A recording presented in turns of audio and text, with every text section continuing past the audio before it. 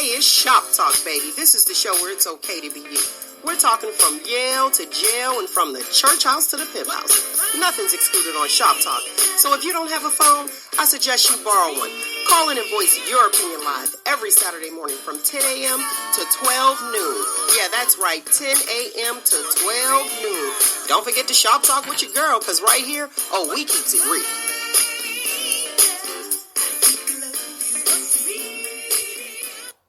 Hey, good morning, and welcome to Shop Talk with Mel.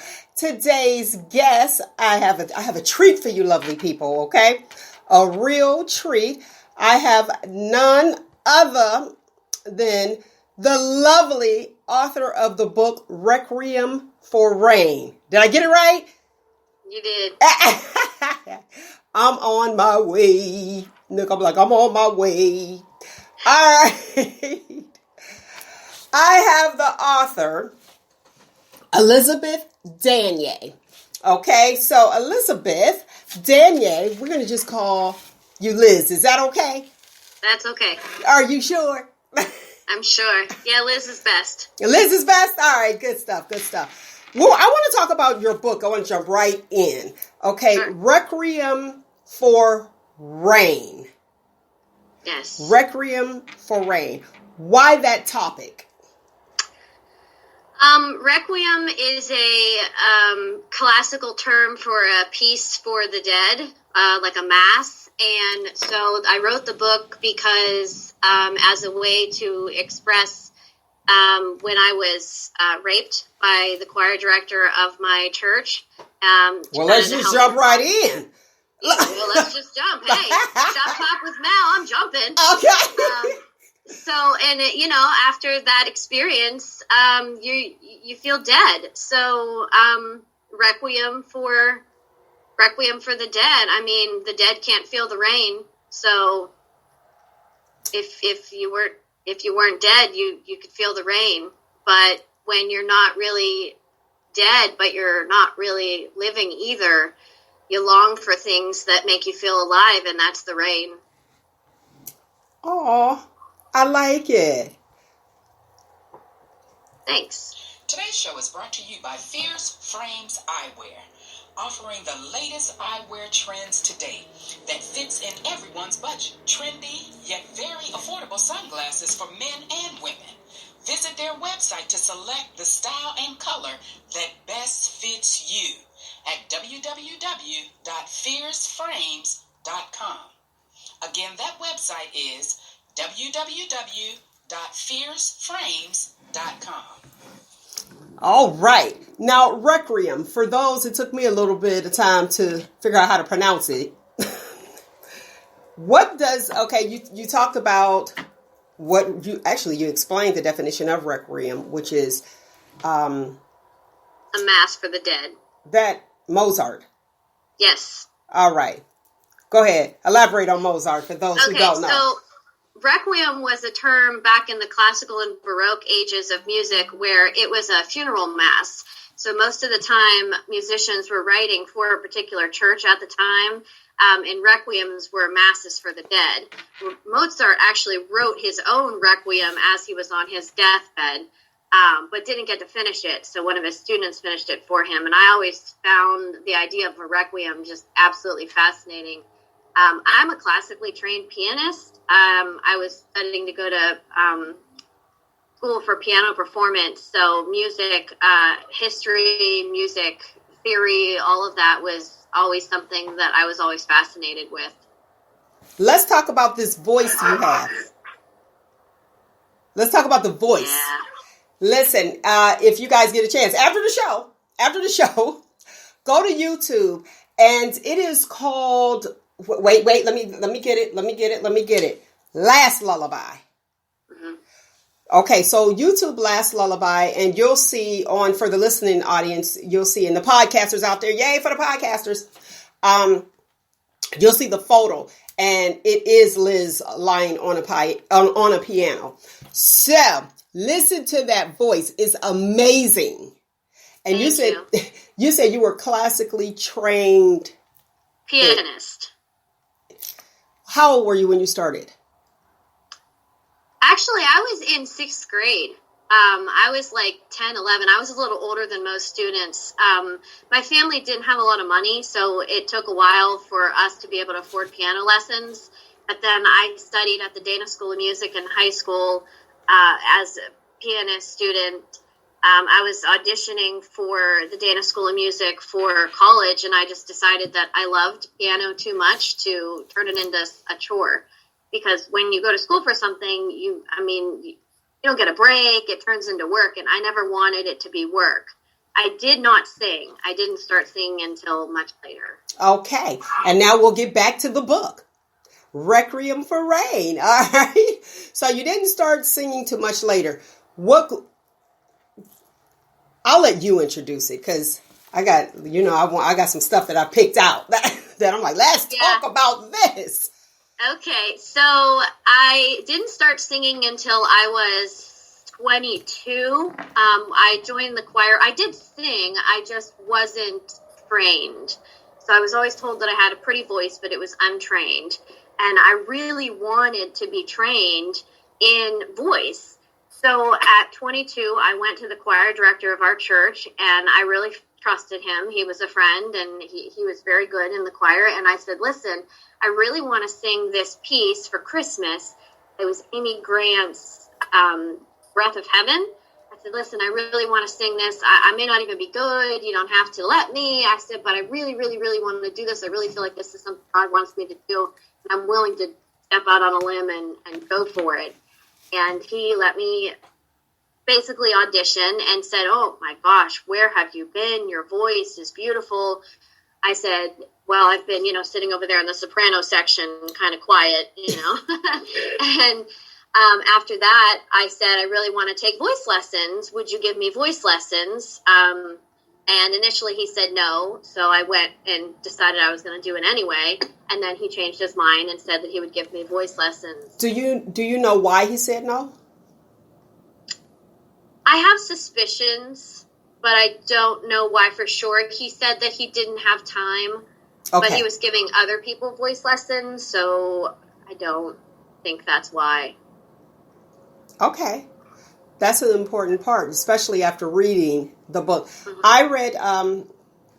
I read Liz's book, Elizabeth Danyi, and it's called Requiem for Rain.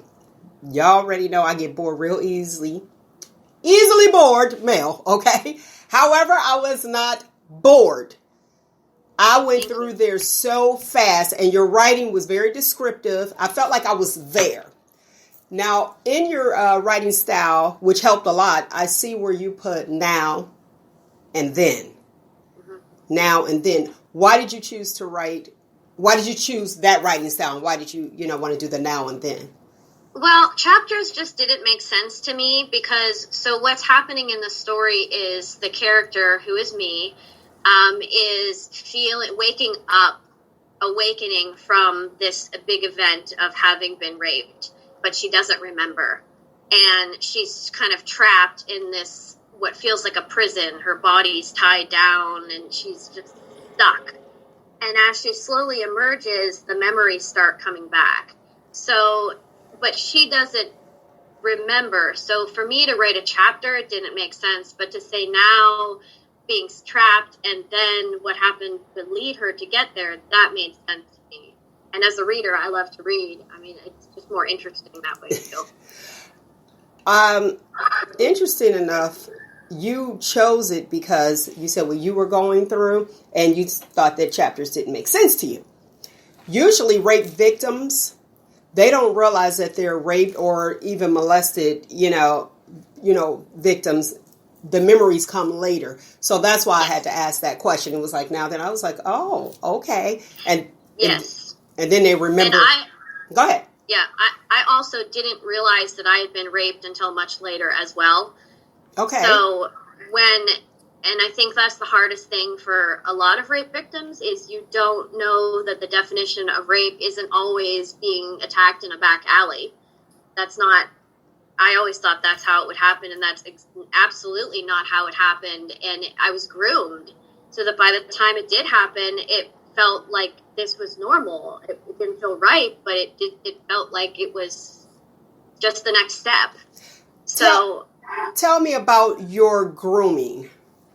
Okay, so when we started voice lessons, we had developed a relationship in the church as friends, as a teacher, as a student. And then when he had me alone in that room for voice lessons, there was a lot of talking, and he was my friend. I would confide in him as if you would confide in any other teacher that you trusted or mentor. I would call him, and then suddenly I can't even pinpoint a moment when things shifted from being appropriate to suddenly bridging that line of inappropriate. But I can tell you things that I look back and I go, that was wildly inappropriate. But the way it happens is so slow that it's like boiling a frog alive. The frog doesn't know that it's in boiling water until it's too late. And that's how the grooming happens. You don't realize it until it's too late. And by the time you realize it's too late, you're trapped. And you feel like you can't escape. Okay, when you use the word trapped, explain how that felt and kind of give the listening audience a description of feeling trapped, a description of what you went through. What I went through, there were multiple times that I felt trapped. One of the times I remember is we met at the church. I was leaving my fiance. My fiance and I were having a lot of difficulties in our relationship. We were young and stupid and immature, and I had confided in him, and I left one night and I said, I just need a friend. Can I come and meet you? And he met me at the church and was all over me in the church. It was 10 o'clock at night at the church in the hall, and was all over me and wanting to kiss me. And I'm like, I don't want this. This isn't what I want. But I also felt like I couldn't leave without risking that relationship as a mentor and a teacher. I felt like if I said no, then he would take away the choir, he would take away the singing, he would take away, I was singing for weddings, all of those things. And my parents were the youth pastors at the church, so anything that I did to put a rift in our relationship would have ripples that were catastrophic, and I just didn't see any way to get out without that massive explosion of chaos. I knew you were going to be descriptive. My nature. Yeah, hey, I like it. I like it a lot. And it helps paint the picture. Because when you're doing radio, you have to watch radio. Yes. So I appreciate you coming on as a guest. You said mentor. Mentor, usually in my mind, when I hear the word mentor, that's somebody older. Was Absolutely. Your teacher, he was over the music ministry at your church? Yes. He was the choir director of the church. Okay. I was 24 and he was 56. Okay. He was also married. Clutching my pearls. Yeah. I didn't see that part. How did I miss it? Yeah, How did I miss that in the book? So he was... Well, go ahead. Technically he was separated, but nobody knew that he was separated. So in the eyes of the church, he was married. I also found out that the girl sitting next to me in the choir, who was also had the same name as me, he was sleeping with her as well as me. That was I was coming. I was coming for that when I said, well, Yeah. Do you think you were the only one? So he was just running havoc. Running I havoc was through the not choir. the only one. No, I was not. There was also another girl that left the church. She was older. I was the youngest that made allegations that he had been inappropriate or raped her or something. Nobody ever really... I was the only one that came forward. And I didn't come forward until a year and a half after it happened because it took me that long to realize that what had happened to me was rape. And then I went to the pastor of I disappeared. When I finally broke free of the abuse, I just disappeared because I didn't have any other way to do it. And I met with the pastor afterwards and said, listen, I need to tell you this. I need to tell you what happened. And he, sitting in the Barnes & Noble cafe with the little old 80-year-old church council president and reliving everything that had happened inappropriate with their choir director. Okay, wait. Okay, so when you had you called the pastor and he scheduled a meeting. Yes. And he and another person in the church, they came and it was at an open. Okay, so the pastor was protecting himself to the listening audience. Absolutely. Yes, he was. And then we went to a lawyer, the three of us. Oh, the pastor encouraged you to pursue? The pastor and the president of the church. We went to a lawyer and they took down my testimony, and then they were able to fire him based on what I had said. However, I chose not to press charges because based on, for one, it was a year and a half later. Had I gone the very first time he raped me to the police and said, hey, I was raped, and they did a rape kit, they would have found evidence, but it was kind of a date rape. And so then you have the allegations of he said, she said. That's a lot. And I don't think I would win, unfortunately. And I don't need that. I need peace in my life. And I need to not have to go down a road that I won't win. Writing my book, I win. I'm telling my story. I hope he reads it. And I hope that somewhere he eventually understands the damage that he's done. And I pray for him. I pray for him every day because I don't think he understands the gravity of what he did, and he may not care. And that's okay. That's on him. That's between him and God. But I have peace. Okay, what I hear right now is almost a defending him. Almost sometimes. It sounds like you're almost defending him. And I have noticed speaking to other people, and me too, reading a lot. Me too. This is like a Me Too movement.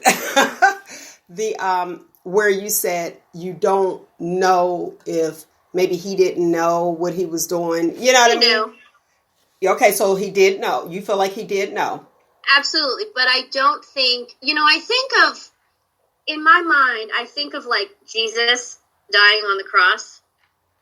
So they murdered him, but they don't know what they did. They don't know the gravity of what they did. He has no compassion. He has no remorse. He has no true understanding of what his actions did to me. He knows what he did, and he did it on purpose. But I think the best revenge is to truly have an understanding of the actions and the pain you've caused for somebody else. And I don't think he has that. And I don't know if he will. But that's between him and God. And I pray that he does. Because that's the only way that you can be forgiven, I believe. Okay, I have some of my listeners and viewers at the same time that one feels like, how do you forgive someone who harmed you? Okay, so we're all different. And my question is, did you grow to this place? Or yes. Was it immediate? It was not immediate at all. And I'm still growing. I'm in therapy. I'm in intense therapy. It affects me daily. I have panic attacks. I have anxiety. I have PTSD.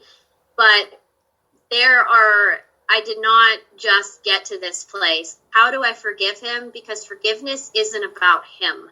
It's about me. Forgiveness is saying, I'm not going to let this have a hold over me. And I have a theory, could be wrong, But anytime somebody wrongs me or does something to me, I pray for them. So if somebody cuts me off in the car, my instant reaction is to scream at them and say F you, but that doesn't do anything for me. So instead, I've started praying for them that they're safe. And I do that with everybody else. So I do it with him because I think everybody needs prayer, and it helps me. It's not about him. Okay, I'm going to ask you this question in true Shop Talk fashion. Sure. All right. When you said that you had a fight with your fiance and then you needed someone to talk to, and was your safe place, I don't want to put words in your mouth, was your safe place the church? Yes. Okay. And you called him and you asked him to meet you at the church? Is that it? No. Talk to me. I called him because he was my only friend at the time. I didn't have any other friends. I was in college. I was pretty isolated. And he was the one person that I could talk to on the phone. I said, I need to talk to somebody. Can we meet somewhere? Perkins, anywhere. And he said, let's meet at the church. And I thought, okay, so that was his playground. It was his playground, absolutely. Okay, now, because I'm sitting there like, now, how does that work? Okay, so he knew you were on his court, from a basketball lovers. And so he knew the church forward and backwards and knew where to take you. Now, when you say you pray, you instantly pray for people. I get that. But for him, you prayed for him. Is that from church grooming? No, gosh, no. I ran from church for 12 years. I wanted nothing to do with God in church. Nothing. Okay. No, absolutely not. That's recent growth. I ran from the church after that happened. I couldn't even walk into a church for about a good 10 years. I was not angry at God, but the church instantly triggered me and I couldn't go. I tried multiple churches. I tried multiple times. I just couldn't. I couldn't walk in the building, and that's been a long process. Just recently, within the last 2 years, I've been able to go back to the church, and I found a church home. It's actually my daughter that is the reason that I'm back in the church. Very good. Now, how was that? Well, she's so in tune. When she was about 2 or 3, she was asking questions about God, and she wanted to go to church, so I got her in a VBS. And she was just absolutely obsessed and wanted to keep going. And I was like, I felt like God was calling me back. And for her sake, because I wanted her to have that foundation in her life, I pushed through. And I went to the church where I had been raped. Both of my daughters were baptized in that church because I never wanted them to run from something that hurt them or that scared them. I never wanted them to be a victim. I wanted them to face it head on. So I got both my girls baptized in that church after he left.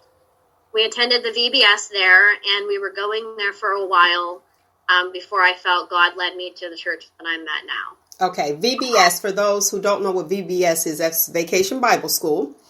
So I want to put that out there. Now, you went back to the same church that you were raped in. Yes. When the first time that you walked back through those doors, was it the same pastor? It was not the same pastor, but I had stayed in contact with that church. The church officials knew what had happened to me, and they continued to reach out to me, but it was not the same pastor. And that pastor knew my history as well and said, you are always welcome here. It is safe. He's not here anymore. The girl he was sleeping with is still there. Okay. And that's fun. But, they knew my story. So there were people there that remembered the whole... They never knew what happened. Most of the people, the congregation, everybody, I just disappeared. I taught Sunday school. I sang in the choir. I did solos. And I just disappeared one day. And I never told anybody what happened except for the pastor and the people in charge of the church. And they never told anybody to protect me. So when I came back, I reached out to a couple of them and I said, listen, I'm coming back and I need your support. So I need you to know what happened and why I left. Wow. And they were shocked just as I was, right? Blown away. They said, we had no idea. I said, I know you had no idea. That's what he wanted. And it was several young ladies in the choir. There were 3 of us. One left. The other one, they're still together. Oh, that's his girlfriend now. Oh. Yeah. Oh, yeah. Yeah. I pray for her, too, because what he did to me, he does to her. Okay. And they are still together. Now, I'm going to be honest. At 22, when somebody's 60, I'm, like, ill. Like, in my mind. You know? Mine too. And when I read your book, I read Predator in my mind. Yeah, absolutely. You know, that's what I saw. It was like, just as you were saying, like a grooming situation. And when you speak of those things, and I wanted you to come on for 2 reasons. I wanted you to share your story to possibly help someone else. And I know that you are. And prevent someone else from going through that. You know what I mean? To let people know there's others out here. We've gone through it. Maybe you're afraid, like you stated, the other choir members, I'm, afraid to actually say what happened. It's the church. Do I condemn the church? You know what I mean? Because it's not supposed to happen in the church. You have a lot of people who resent the church. So I'm glad that you came back. And then you have, and they just shun, by. Nobody comes and say, hey, what happened? And when you said you left for a while, nobody knew, but nobody asked, hey, where are you? Nobody asked. So ask when you see behaviors change, ask what happened to that individual, especially when they were really involved. There has to be more. Now, I am nosy. Inquisitive. I like to say inquisitive. Whereas if I was there or even in the congregation and looking like, well, wait a minute, she had the solo. Where did she disappear to? And then my mind get to clicking and be like, something else is going on. And then reach out to say, okay, and especially if this person may be hurting. Did they move? Did they relocate? I need to know. The people need to know what happened. You know what I mean? And absolutely. I wish they had. Because people will deal with things on their own, and then you're reading about them it'll be a song, the Requiem. It'll be, a song playing. People like, how could I have prevented this? I should have did my part. What can I do? And all it is just to ask questions. Ask why. Yes, I wish they would have. Ask why. Do you feel like you have support now once you came out? Absolutely. I mean, there's been a couple people that have said, oh, well, he's a drunk, but he's not a rapist. But most of the people, I can't even get past that one. I'm going to pray for you too. Yes. That's a conversation between you and God, not me. I ain't having it. But most of the people have been very supportive. And, I'm at the point now where I'm happy to talk about it to anybody. I have no shame. I'm sure I have shame, but because if I didn't, I wouldn't need a therapist. But I'm working through it, and I'm happy to talk to anybody that's listening that wants to talk and say, hey, me too, and I don't know what to do, and I don't even know, is this rape? Is this, because for me, I didn't know for so long, and I had to go. There's a website I went on. It's pandiesnet.org. It's a group for people who've been raped or rape survivors, sexual assault survivors. And that really helped me to realize that the things that had happened to me were grooming. It was rape. It was coercion. It was molestation. It was, so many different kinds of abuse. And now it's amazing to me how God is using my pain to bring peace to other people, and that reach out to me and say, hey, me too, and thank you you're the first person I've ever told in 20 years. It shouldn't be that way. But when you're raped, they don't just violate your body, they take your voice. And I think that's the biggest thing that rape victims don't realize, is that they take your voice, and you need to speak the words until they don't hurt anymore to say. Because that's just the shame that shouldn't be there, is you not wanting to say it out loud, but you have to. That's the only way to walk through the fire, is you have to talk about it. So find somebody to tell. Well, there's a saying, exposing ourselves in the name of helping others. Have you heard that before? Yes. And sometimes it's like, okay, and to look at it, I haven't gone through that, but things that I have gone through, it's like, okay, well, let me share this story. Let me be the sacrificial lamb so that it doesn't happen to other people. Absolutely. I'm happy to do that. And that's why I'm writing the book. Very good. Now, speaking of that, page 24, in the book, you were talking about, let me see, I wrote it because I didn't want to miss anything. You said, that's what it was. You said something about when you were leaving your fiance. So it seems like in the book that was right before you were going to meet at the church when he was. They were, yes. This is the part where you had a clothes basket of clothes. Yep. And you knew what do you say? You knew in your heart. Let me see. Yeah, you knew in your heart that you weren't ever coming back. But you told yourself that this was temporary. Yes, we were taking a separation. It was supposed to be a 2-week separation, but I knew we were done. And I left and I went back to my parents' house. And I called him because he was my friend. And I said, I just left him.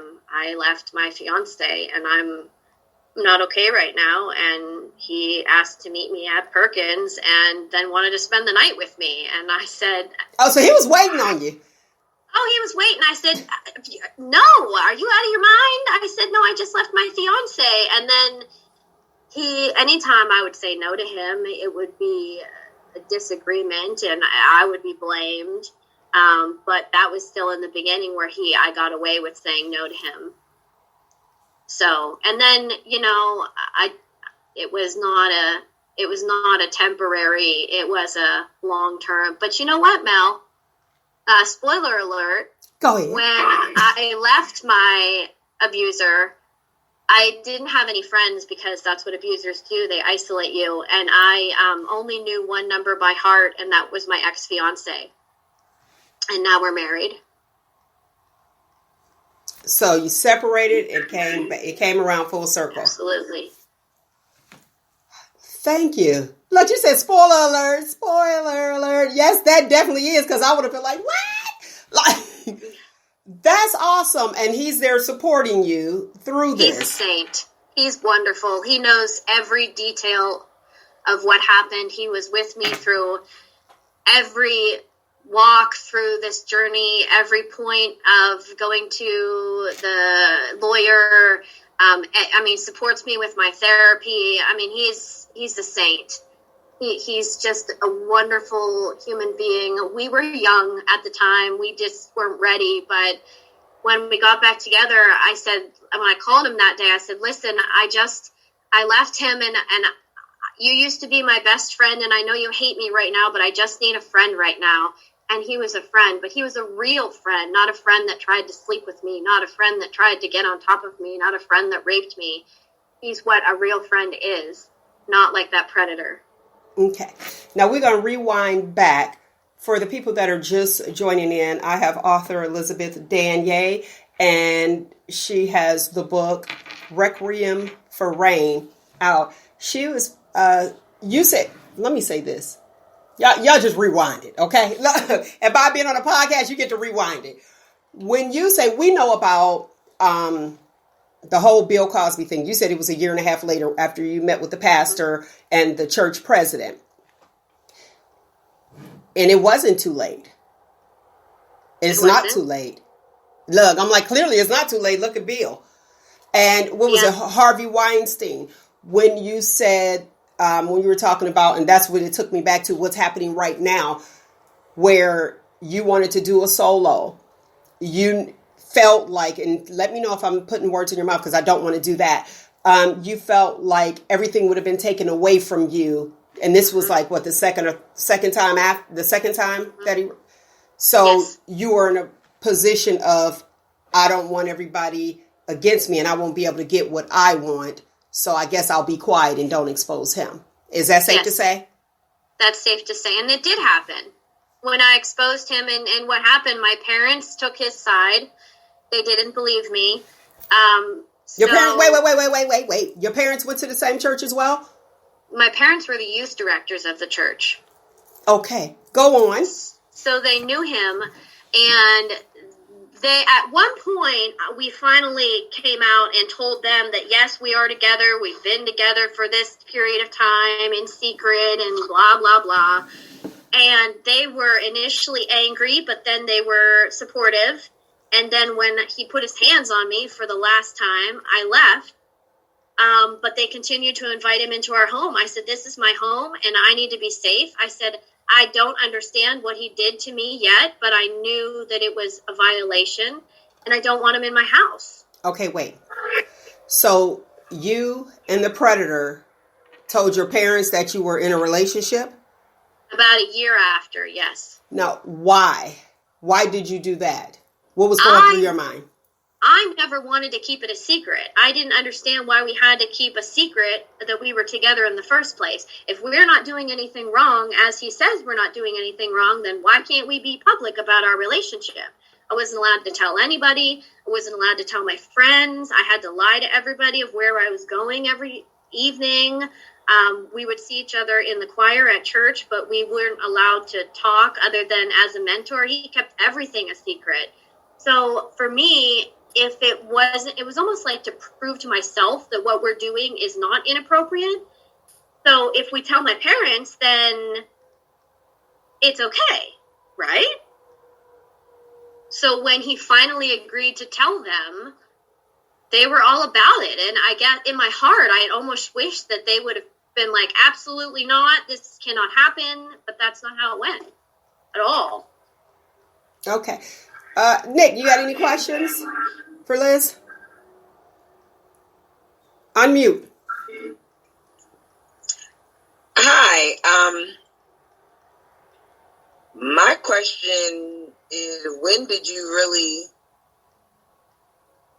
grasp and realize that you were most definitely in a relationship where you were being raped? Very shortly after I left him, the very first time we slept together, I had told him, I'm not ready to have sex. I don't want to do this. I don't want to take that step. And suddenly he did it anyway. And when it was over, I said, I told you I didn't want to do that. And he said, well, you know you wanted it.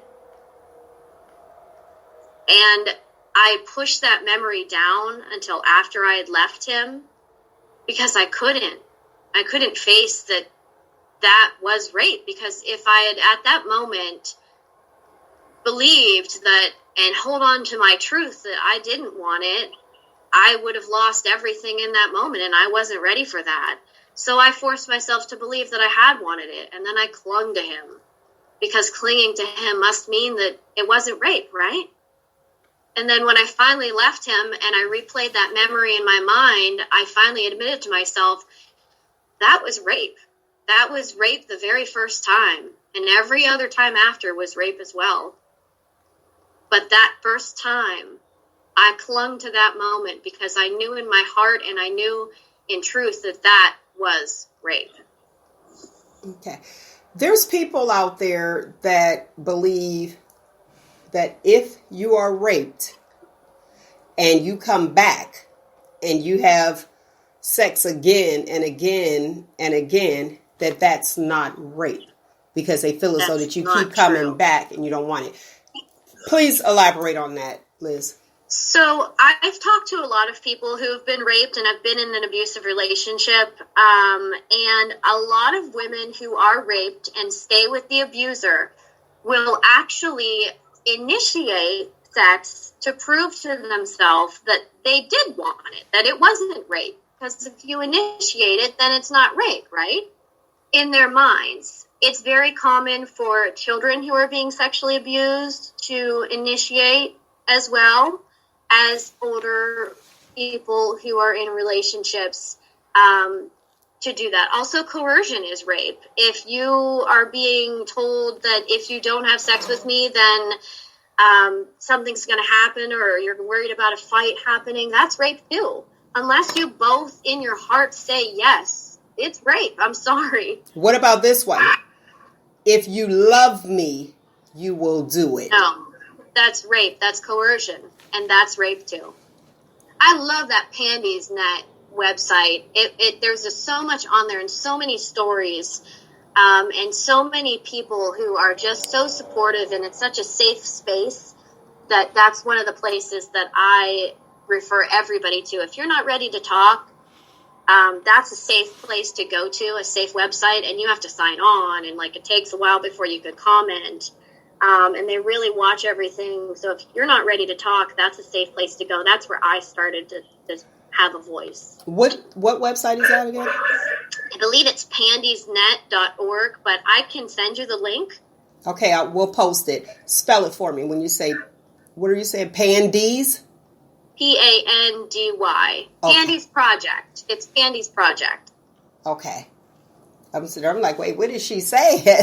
Yeah, I ain't gonna tell you what I was saying. I was like, she's saying panties? No, not right. No. I was like, can you spell Pandora's it? Box. Okay, got you. Look at Nick. Nick already know. I was sitting there like, Roogle, do you have a question for the guests? No, I just wanted to comment on her resilience to get to fight through this issue and to share. Whenever we have shows like this where people talk about these issues that some people just keep buried for years underneath, you always got to give those people supporting your support, because it's I wouldn't know what to ask, but it's just to see your resilience and your power, you regaining your power through this is just amazing. And I think it's an inspiration to anyone who's experienced anything like as what you described earlier. Well, thank you.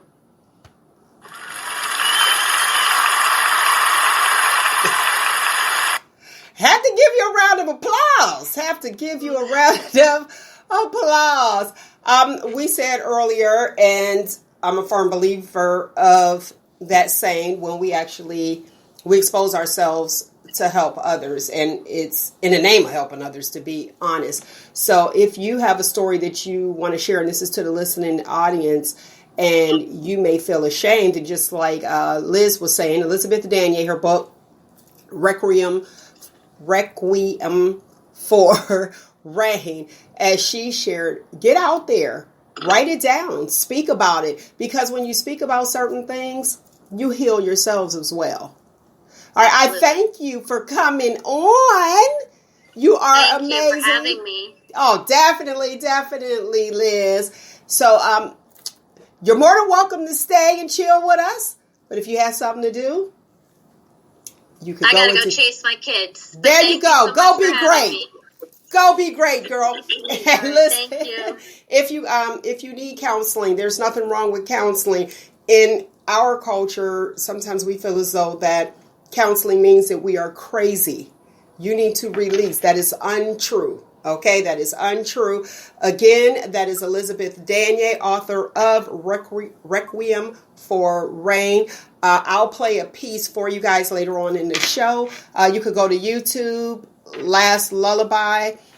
You'll see her. She's laying on the piano. Amazing voice. Thank you so much. Thank you. Have a good day. You as well. This segment is brought to you by Fierce Frames Eyewear. You can find them on Facebook at Fierce Frames Eyewear, or you can find them on their Instagram at FierceFrames00. Also, email them at fierceframes@gmail.com. They have trendy yet very affordable sunglasses for men and women. Their website is www.fierceframes.com.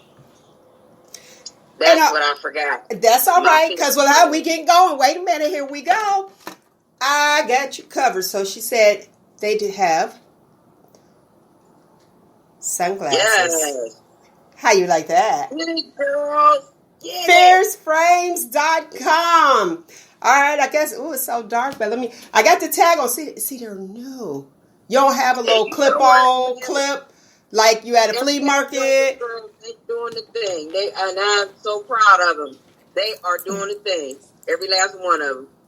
We'll talk about Chad first.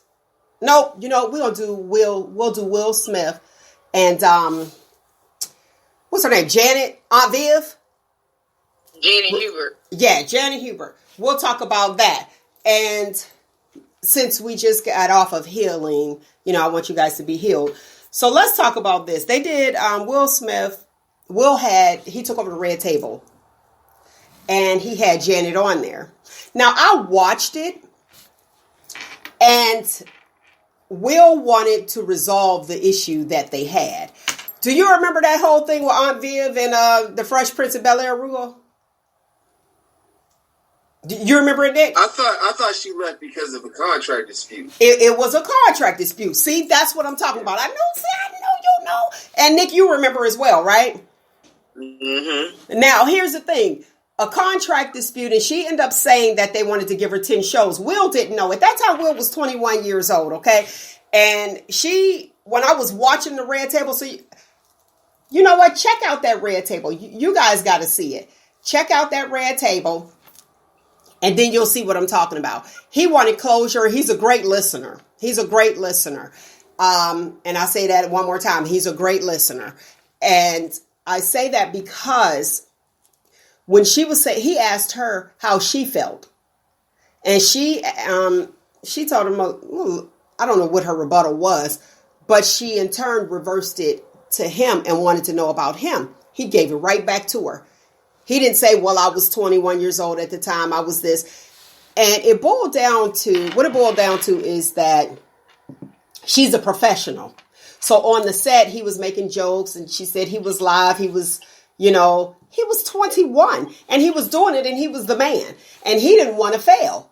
So let's be realistic here. When you are trying to get where you're trying to get, he said he had, remember his next album with Jazzy Jeff flopped. And, let me go ahead. Let me model at the same time. Sorry. These are Nick's. Okay? Yeah. These are Nick's Fierce Frames. Okay? What she was saying was how he wanted to just crack jokes all the time. And she was professional. She would sit in her car when they were like getting ready. So it wasn't a family unit as he wanted. He didn't do the negotiation, so he had no idea what her contract said. She turned the contract down, and then she said that her husband wasn't working at the time. She was a new mother and all this other stuff. But she said some things that was not okay. This is just my opinion. She said some things that were not okay. And just like you said, Roogle, it was a contract that she turned down for the 10 shows. So her blaming him for her demise, I don't think is okay. She said, he's 21. She was like, oh yeah, he was just what did she say? The things that he said actually hurt her career. Now, no one would have known if she didn't, come out. To me, it's just like, okay, she left and she did leave. It was a choice. And she said, they offered me 10 shows. Okay. They offered you 10 shows, but you said no and you walked away. She was trained. She was on Broadway and then came in there. And she was the older one. I think she was like 34 when she first started. But my question is, why are you blaming your downfall on Will? Why are you giving him that much credit? Because if you were already established, one show, you couldn't get any other jobs because of one show? What's your thoughts? Well, the first thing I would say is okay, Will Smith was not in an executive producer role at that time or any time, right? Mm-hmm. Because that I don't know. The thing I would say is it's almost like I'm going to tie it with sports so people can make a connection to something that they know now. Uh-huh. Dak Prescott. Okay. Quarterback for the Dallas Cowboys. he got a franchise tag, never got a contract, and was in a situation where he has a potential career in the injury. Okay. So the thing becomes like they offered him a contract. He felt like it didn't fit what he deserved, and he turned it down. And now he's in a situation where it's like, if he doesn't come back, isn't healthy, then he doesn't have any contract. He doesn't have anything, right?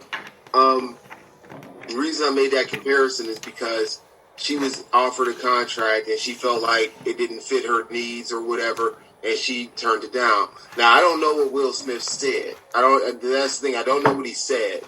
But I will say this though: if he wasn't an executive producer of the show, there was little that he could have. There was little influence that he could have on her contract. Now the thing is, could he have informal influence on that?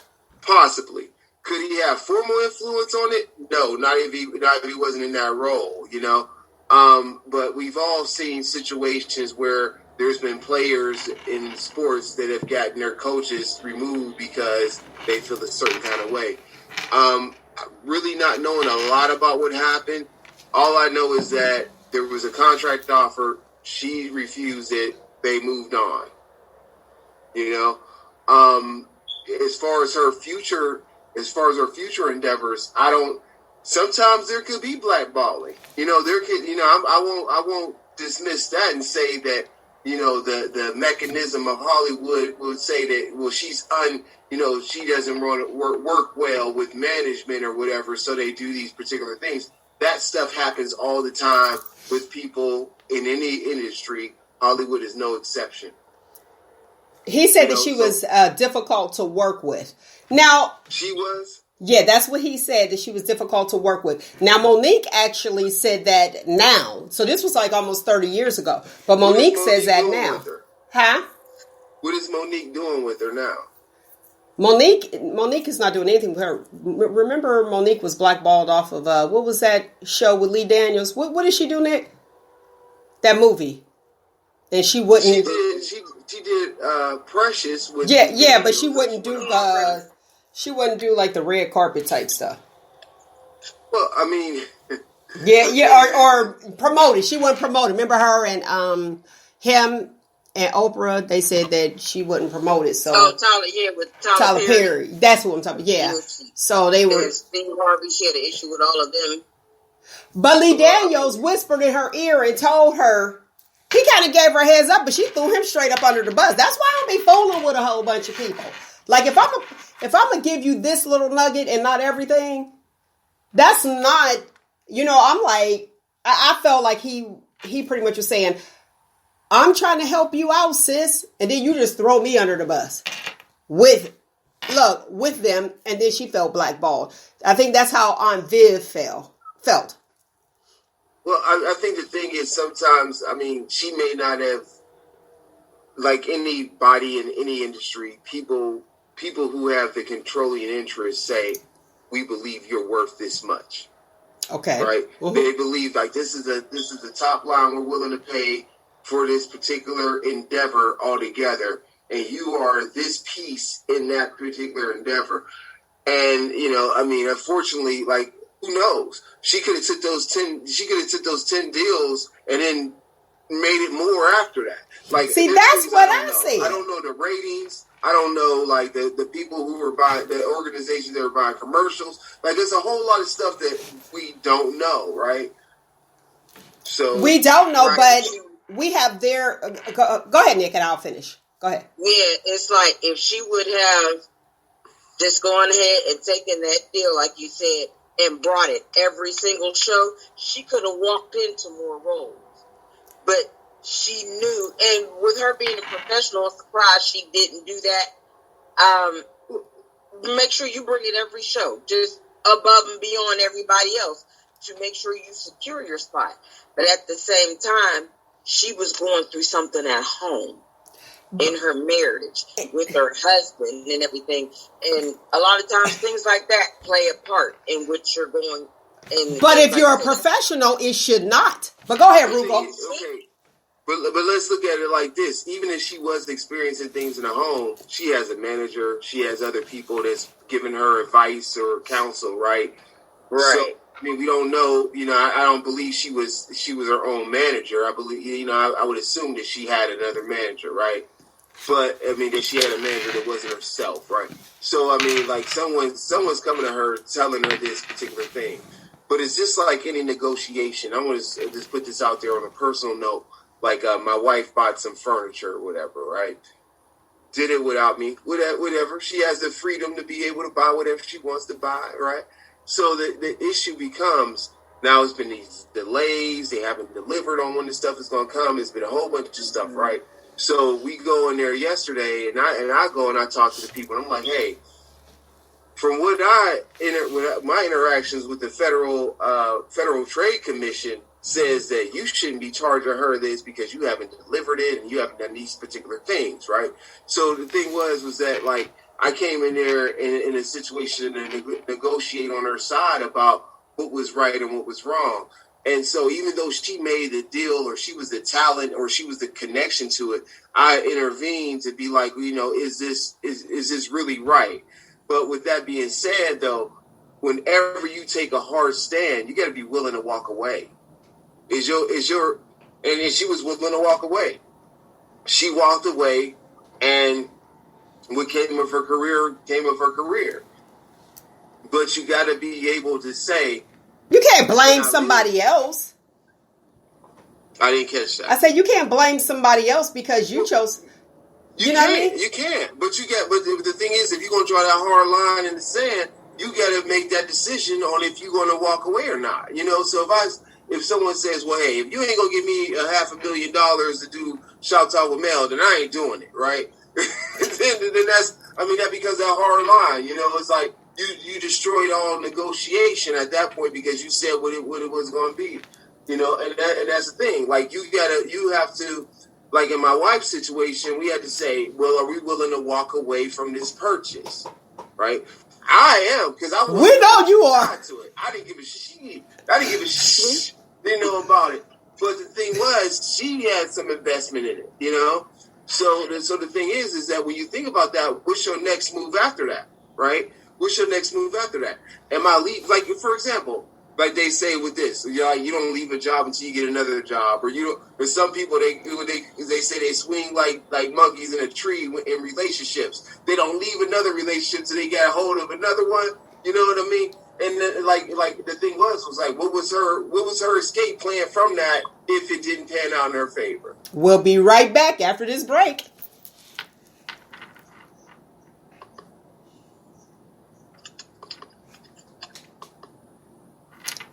I guess we won't. Today's show has been brought to you by Fierce Frames Eyewear, offering trendy yet affordable sunglasses for men and women.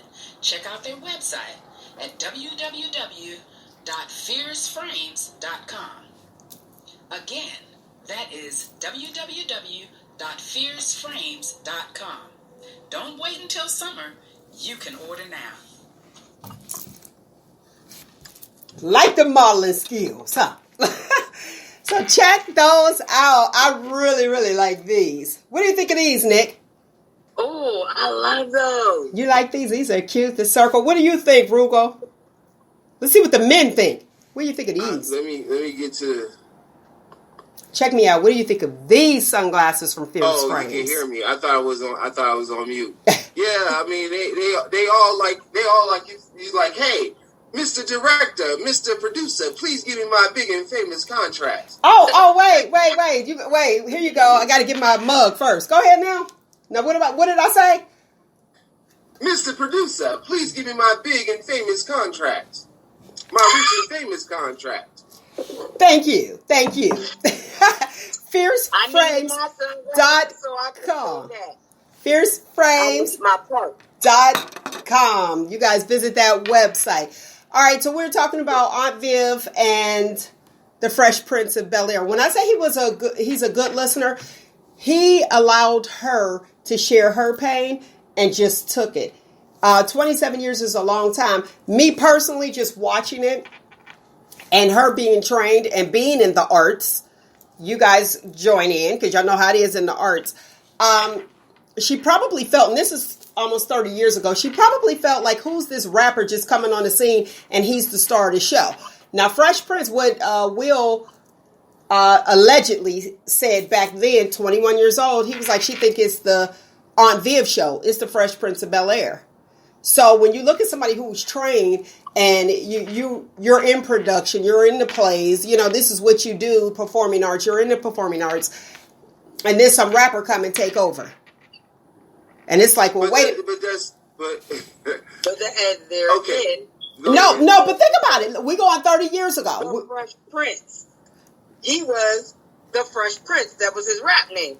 So it was his show, and she really should have understood, professional or not, it was his show. Go ahead, They Roogle. could have got anybody to be Aunt Viv. Right. You see, they did. And they did.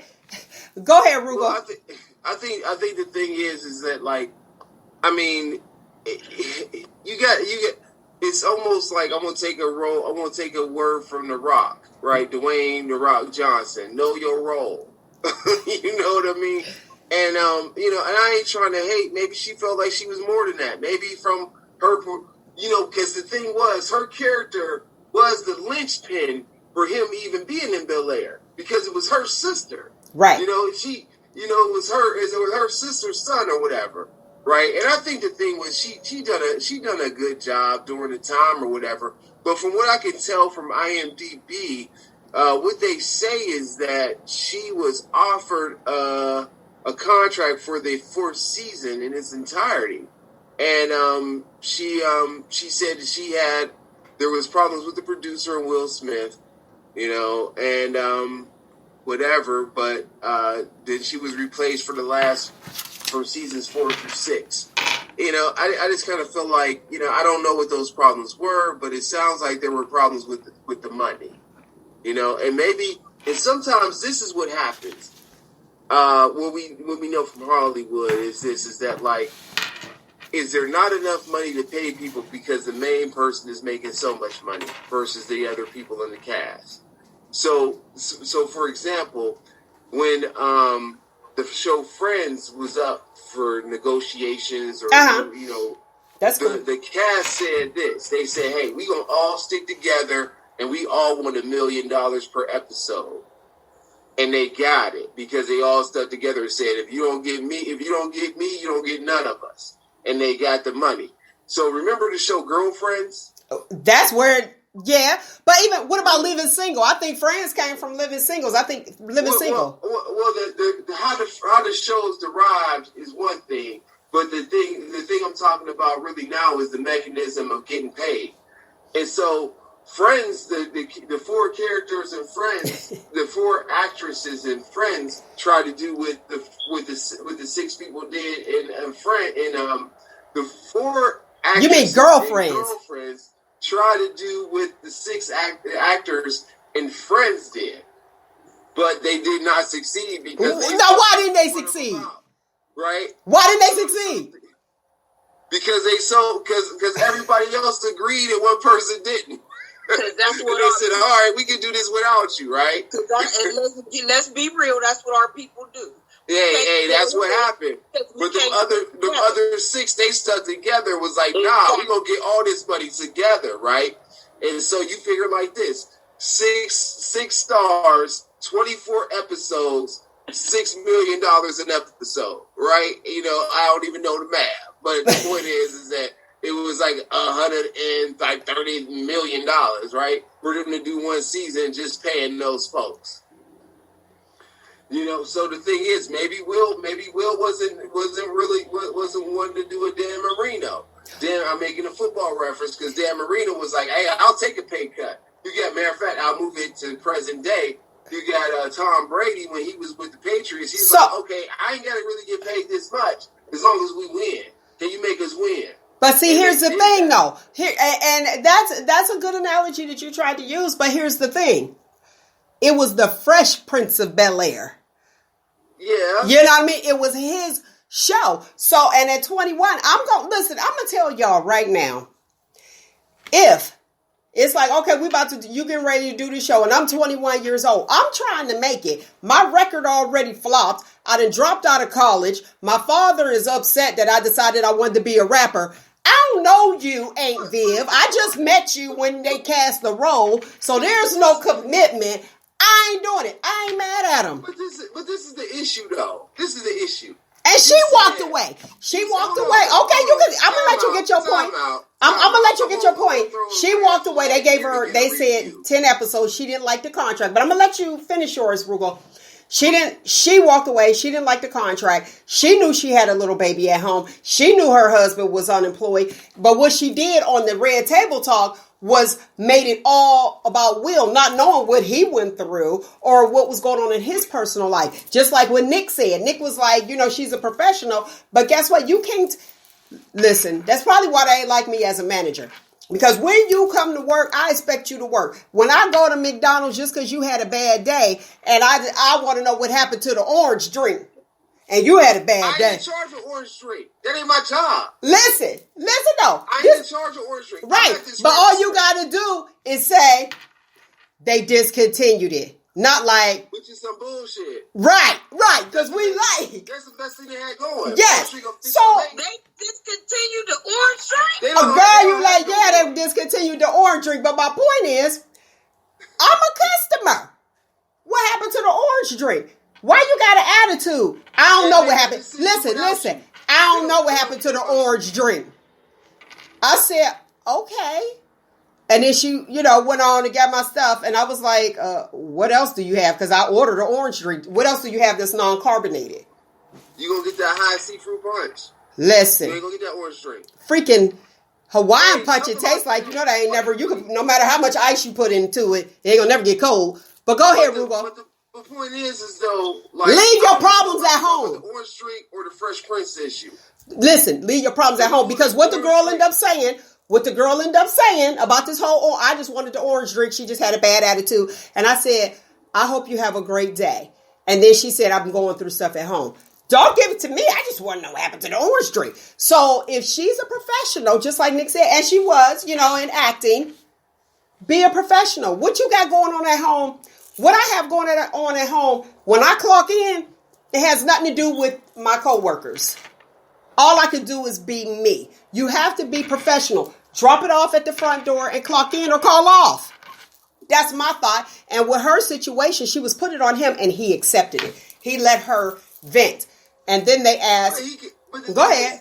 He can accept it. I mean, he in a situation where he gonna get blowback over her not taking a contract in the 1990s? He did, from her. Think about it. Like, okay, if you want to blame me about a contract you didn't take in the 1990s, and it's 2020, 30 years, 30 years ago. Yeah.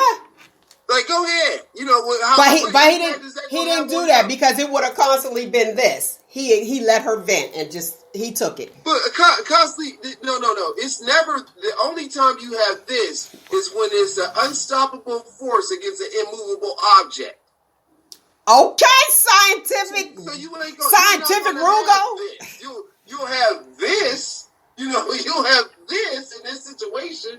Because think about. He was trying to look at his career compared to her. Yeah. Okay. Look. I'm gonna say this. If he felt so bad and wanted to give her redemption, how many projects has he been in where he could have been like, "Oh, I made this error back then, and it was my fault. Your career turned out this way. Let me put you in some stuff. Let me put you in any other things I've been in, even if it's like you're the secretary or you're the person on screen saying, "Hey, look, it's Hancock." Okay, wait. True. Okay, let's look at us. Shop Talk with Mel. My name is in it. Yeah. If I'm not here, I get paid the most. You get paid the most. Come on, y'all, Roogle, you should get paid the most. Yeah, okay. But you meet with production and they're like, okay, boom, boom, boom. Or Nick meet with production and they're like, okay, so y'all making a deal of what y'all gonna do. What they got to do with me? But I'll take it. I'll take the hit. He was the bigger person. And even now being the bigger person. But if you guys want to see an old interview where she actually says that he's the reason. But let's be real. He's the reason why she couldn't get work. You cannot, yes, Patty, You cannot spit venom on me. See, I'm a work in progress. I'm not like our previous guest author, Elizabeth Danyi, and she prays for the people. You can't spit venom on me and think I'm going to just sit there and be like, okay, I'm going to pray for him. Pray for me, Liz. Nick, can somebody spit? Look at Nick. Can somebody spit venom on you and you be quiet? You already know that's the answer to that. So that's why I'm saying like this. So for him, I have some of the listening audience saying that he says stuff about her. Well, if you're going to say stuff about me, well, since you being public, why should I be private? They was both being petty. Let's put it like that. And he was 21. Not justifying. During this reunion show. And I'm glad they buried the hatchet. But he did say that he couldn't do the reunion show without her. Because let me tell you something. She played that role. I liked her better. I liked her better than the new one. The part when the one where she went to go trial for that day and them two young girls was laughing at her, so she played the hell out of that part. Because as soon as she finished dancing and put them under the table, walked out that room, she passed out. It was good. She played that role, and she's a great dancer too. And I really feel like it was more. It was probably like, okay, I'm trained. This is what I do, and I'm into performing arts. And then here these rappers are coming, because that was like the big onset of the rappers coming, taking main roles where actors and actresses weren't able to get roles. I.e., LL Cool J. I.e., Ice Cube. What other? Ice-T.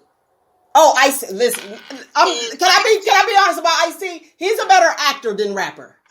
Yeah, but Ice-T is Hold on, man. Hold on. Ice-T phony. Go ahead, Roogle. Hold on.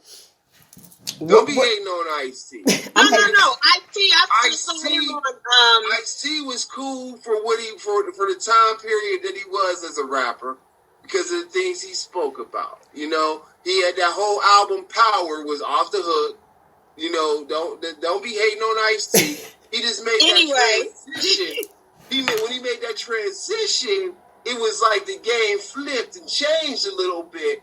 But he moved on to where he found some talents at, and that's why he on what is it, Law and Order, SDI? What is it? Yeah, and that's what I was going to say. He's say. amazing. He's an amazing actor. Because he was on Unsung the other night on TV One, and they said he is he's on one of the rappers that's been on a TV series, I guess, for as long as he has been. Mm-hmm. Like, he's been on there for like what, over 20 years? About 20 years? I don't know, because I don't follow Ice-T. But come on now, you can't really hate on Ice-T, man. Come on, don't be hating on Ice-T. Ice-T had that album, The Power, and no colors. I agree. Come on. That was it. That's when everything went crazy. You know what I'm saying? I'm saying he was cool for his time period, and then he moved on. It was a time period, because it was like period. But no, it wasn't like zip. It was a. He ain't get a ... He got a period. It's over. Just one single dot. Come on, y'all tripping now. But let me say this in the defense of the rappers. I'm gonna say this in defense of the rappers. They are actors, because most of them are Rick Ross. Most of them are performing. They're performing. The CO, Rick Ross, acting all hard. Dude, you a cop? Like what? But he's a corrections officer. So they are actors and actresses, most of them. If you don't know, like Tupac, everybody loved Tupac. Tupac went to the School of Performing Arts. Yes, he did. So, and then like, okay, I'll be a rapper. I'm not mad. Mel, I used to rap. But the thing about, I don't think Tupac ever denied where he came from. No. But what I'm saying is a lot of actors, and actresses. Hold on, let's not make it seem like he was a silver spoon kid. Like, we're not saying that. We could do a whole show on Tupac. We're not saying that. Tupac is not a Drake. No, listen. Talk about now. See, Tupac is not a Drake. Drake is a rapper, music, but he's an actor. Yeah. Let me tell you, do you know, I just thought that they looked alike. What was his name? cripple. What was his name on what was his name? I don't know, but he got shot. I can't remember. Yeah, he did get shot on Nickelodeon. Degrassi. Yeah. What's the name of the show? Degrassi. Degrassi. Listen, I couldn't when Drake finally came out, I couldn't figure out. I said, boy, he sure looked like that kid on the one in the wheelchair. I was like, didn't know it was the same person. But and he went over to the rap side. Some rappers might feel a certain way. Jada was one, allegedly. I can't remember, it was a while ago. She was one that had an issue with the singers and rappers coming over to the movie side because it prevented, I believe it was her. It prevented them, the actors and actresses, from getting roles because they had these big names attached to it. But having those big names attached to it let the filmmakers make money because that was what was hot at the time. Another actor that had a problem with it and really couldn't get any work afterwards is, I can't think of his name right now, but the one that played in the 5 Heartbeats. Leon? Eddie Kane Jr. Mm-hmm. He was on a show and he talked about that. How Fox Soul, I believe. Was it Fox Soul?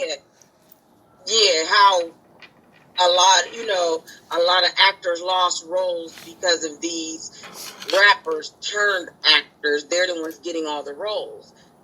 I mean, that's helping both sides of the spectrum. That's helping the producer and the movie maker make their money, but then that's also helping the rapper get more money because they're getting both sides of the spectrum. But then I can see where the actors come from. They've been at this longer. They worked hard to get to where they are, and then all of a sudden they're losing a role to a rapper that just. But hold on, though. We'll be right back after this break.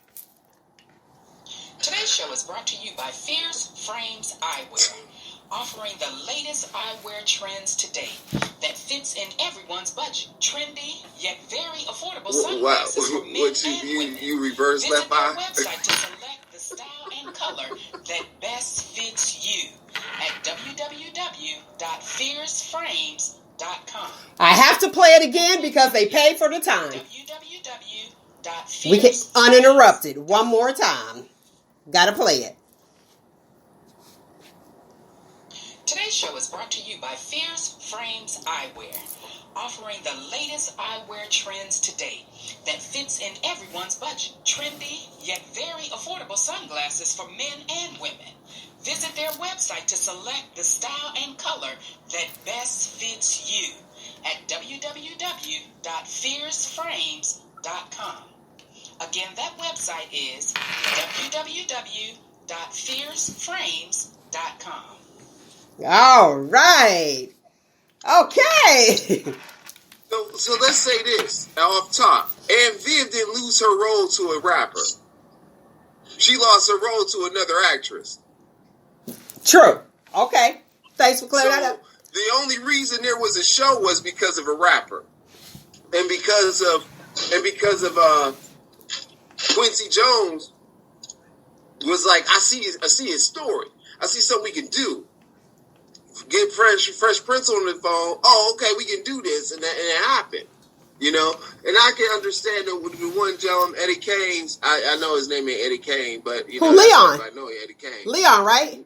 No, that No, Leon. not Leon. It was Leon. His last name is Williams. I Okay. can't remember the name but yeah, Leon. Yeah, but I just kind of feel like the reason those things happen is because Hollywood thought that all African Americans were monolithic. Like, if you got one person that's in this, then they can be the person that drives the box office numbers to do something else, right? Not that they're the most talented, but it's about butts and seats. Can we get these butts and seats if we put Ice Cube in a movie versus another actor of such pedigree? Okay, like I would say, for example, Ice Cube versus Mike Epps. Who are people going to fill seats to go see? Mike Epps or Ice Cube? Now, one time, it was very much Mike Epps, right? Higher Learning was everything. He was in, Higher Learning he was in. I'm trying to think of something else. That last movie wasn't good. That last movie wasn't good. All that stuff, right? With Neil Long? Mike Epps?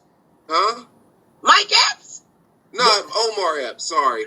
Omar. Yeah, that's Sorry, I said Mike Epps. the comedian. I'm sorry, Yeah, I'm I was seeing Omar. Omar Epps. When you said it. Here we go. You like Mike Epps? Yeah, Omar, yeah, definitely. I'm sorry, because I tell you like this, because I personally think Mike Epps is better in movies than he is in his stand-up. That's my personal opinion. I think that of him, and I think that of I saw him. Wait, Nick. Of who else? What's homegirl's name? You better not say some more. Tiffany Haddish. Oh, yeah. I think she way better in shows than she is in her stand-up. You know. Yeah. But that's just my personal thoughts. You know, I would never go pay a dime to go see either of them live, but I would go watch their movies. Did you pay a dime to see Mike Epps live? Did you go see him live? Have you ever seen him live? No. Mike Epps?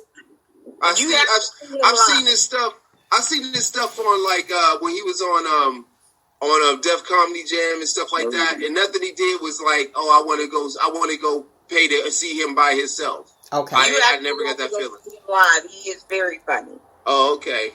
I ain't doing that. Look, no, seriously. Listen. Okay, we got to move on. Speaking of that, he said he's not doing because we know that he is frugal Roogle. Let's talk about Chad. Which is it? Ocho Cinco? Johnson. Ocho. He's frugal. Now, I'm gonna say this. A lot of people don't know. I think he's cheap. He's cheap. I think he's cheap. He said that. Listen, he said that he would use. Wife. Listen, though. Oh, it ain't me. He would just do. Yeah, I'm talking about you too. But this has been. I don't know. You tell me. He would get fake jewelry. He went to Claire's to get the big studs. Claire's boutique to get the studs for his. Listen, to get the studs for his ears, all that jewelry and stuff, Claire's fake jewelry. He said he wasn't spending all that money. He said it's ridiculous. He said, he already has the money. And then what happens is people that think that he has the money and he'll spend, then they try to come toward him. He said, but I seen that. That chick thinking, see my iced out earrings? He said, I got them from Claire's. But the thing was, though, he might have, I don't know about his jewelry. That's his business. He said it. He said it. But the thing was that he was buying like remember he bought the semi truck. It was like I forgot what company it was. They were trying to make like an SUV sort of thing or whatever, and he bought one. It was like $124,000 or something like that back in the day. But that's smart because you can always make money with a semi. Well, it wasn't a semi truck per se. It was like some kind of. It was something they were trying to compete with Hummer or something. That in my mind, right? Okay. But I forgot it was like Interstate or whatever it was. I'd never seen anyone else have one except for him, right? Like he was like trying to grow a trend, like Arnold Schwarzenegger was trying to hop onto the GM Humvee thing, and it kind of just died or whatever. I mean. That's cool. If he ain't broke, that's fine. Because honestly, none of that stuff mean anything.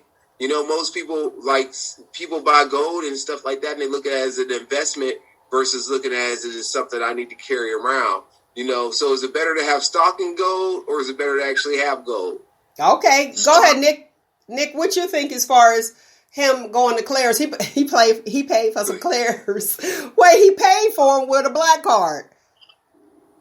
I was like, I wasn't mad at him. I said, yeah, that's frugal. You want to do some stuff. But if you think, here's the deal. If he got robbed, what's the boy's name that was on Love and Hip Hop Atlanta? Nicki Minaj's ex. Memphis Bleak? No, that's the girl, Toya. Uh-huh. That's Toya. I said Nicki Minaj, the one that had he got the nice body, wore the fur coat. He got robbed in the parking deck. You mean Safari? Safari. She was with, not Memphis Bleak. She was with another. Okay, but Safari. He got robbed in a parking deck. He did, but here's the thing: Ocho is not gonna have to worry about getting robbed in no parking deck because them earrings that they think they got, he got it from Claire's. They're gonna go try to turn them in. They're gonna be from Claire's. So inside job. Well, we know that because we covered it a while back when it first happened. But if somebody decides to rob Ocho, they don't know if they're going to get the real stuff. They're going to leave him alone. So he might be kind of smart about it. Moving on to Damon Dash. They say that Damon Dash is now worth $10,000. $10,000. Damon Dash was the one that used to date Aaliyah. So what's your thoughts on that? He got a new girl now. And then he said that the only person that he really loved, he loves her like he loved Aaliyah. Who compares? How you going to compare me to somebody else? And I hope he ain't tell her that. But the issue is, did Aaliyah love him like she loved R. Kelly? Man. Now, speaking of R, you play too much. Speaking of R. Kelly, Damon Dash was older too. He like a R. Kelly. Don't come after me. I use the air quotes, Damon Dash. Like, what are you gonna use this whole $10,000 to sue you?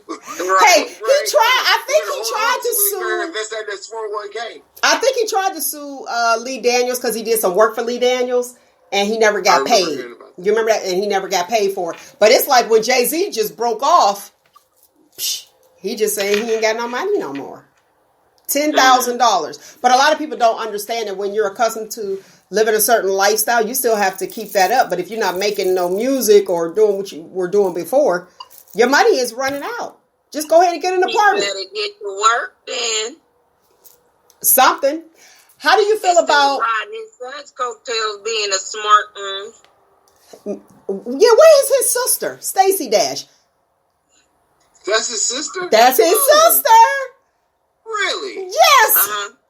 So he like the Journey Smollett of this.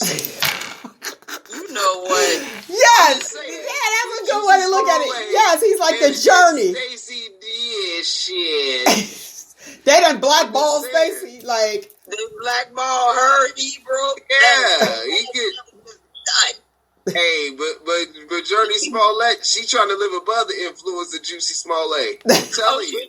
She doing the thing. Doing it. Is she? Is she? All right, well, Damon Dash is at $10,000 and they, remember Bill Cosby was worth $400 million at one point? Well, media outlets, I'll say media outlets, news articles, they are saying that by the time he's dead, he'll be bankrupt. Now, I'm just confused because Why? That's what I say, because if he's locked up, that's 3 hots in a cot. He ain't got to pay for that. That's free. That's given. And I don't think there hasn't been any civil cases against him, right? Well, they have some. Because what was it, 60 women that said that he did that he drugged them and raped them, but that didn't go anywhere. So I feel like just that last one, it looked like Howard Stern is the one that has the case. So I'm thinking him and his attorneys, he is too smart. You're not going to pay your attorneys all that money that you have absolutely nothing. And you in there doing time. Because if I'm doing time, guess what? Bye, see ya. Let me just do my time. Is Camille spending all the money while he go?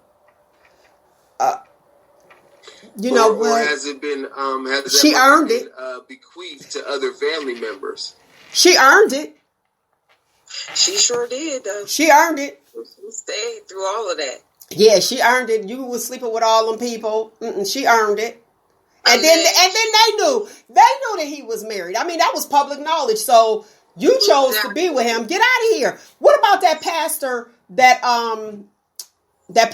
was dating the girl? What is the pastor's name? It made public news, and they sat him down from the church. What is that pastor's name? Try to find it. It's a pastor. They sat him down from the church. He was married. He had children. He was dating this lady. And for the listening audience, I'm looking at you. Y'all let me know too. Hello. Y'all let me know what his name is. I can't think of it right now. But here's the situation. He's dating this girl. And the girl is willing to date him. She only knows his first name. That's probably why I can't think of it. He won't tell her his last name. He won't tell her his job. And he told her, don't Google him. So she's down for this whole adulterous situation. She knew he was married.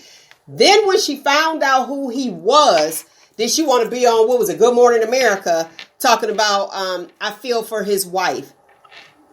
So you was down. If you felt for his wife, you wouldn't be messing with him in the first place, fool. See, here's the thing, though. Here's the thing, though. So you agreed to this extramarital affair when you knew he was married, but you didn't know who he was. Then you find out who he is. And then now you want to sit up there. I was watching it yesterday. You want to sit there and say, oh, I feel for his wife. and be all like you a victim or something. First of all, why are you sleeping with somebody you don't know their last name? And then and then he says, don't Google me, won't even tell you the occupation, and you're still down. That's a problem for me. And then when you find out who he was the pastor for Justin Bieber. That'll help you. Justin Bieber's pastor. So he's having an extramarital affair, and now she want to feel bad. Why? Because he's a pastor? Or is it Carl Lentz? That might be it. Is that Justin Bieber's pastor? Yeah, I think so. And he got sat down. They removed him from the church. Yeah, but hold on though. This guy, I mean, I don't know. I ain't saying what a pastor should look like, but he don't look like he pastoring nothing but his own ego.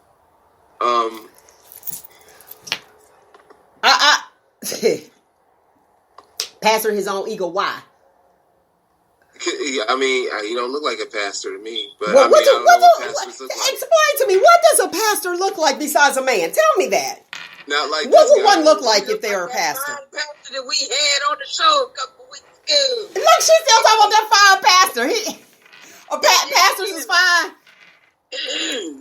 I see. But I'm saying, like, all I want to say is, like, usually you can, if you Google a pastor, let me Google the pastor and see, like, if he has ever had a congregation, because that's the idea. But let's get back to the point. You didn't answer the question, but I know you're busy right now. But we're gonna come back and revisit that. What a pastor is supposed to look like? Yes. What is a pastor supposed to look like? You have some pastors that look like Santa Claus without the red suit. And then you have some that's fine as wine, like that one from Indiana that we had on the show. So pastors can't be fine, Roogle? You ain't listening. Pastors can't have tattoos. Pastors can't drink. Pastors got to look ugly. Pastors just go up there, boom.